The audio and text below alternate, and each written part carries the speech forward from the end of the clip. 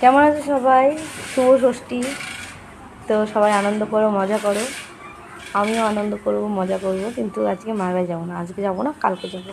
কারণ আজকে বাড়িতে আসছে আমার ননদ, তাই জন্য যাব না। তাই তো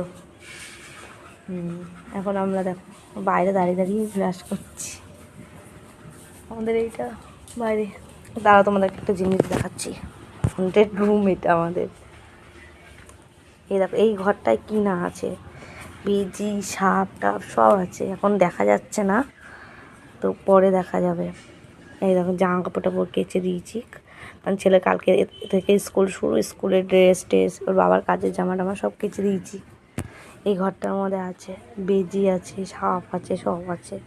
খেলা করছিল এতক্ষণ। তো গুড মর্নিং সবাইকে। সবাই সবাই ভালো করে দিনটা কাটো।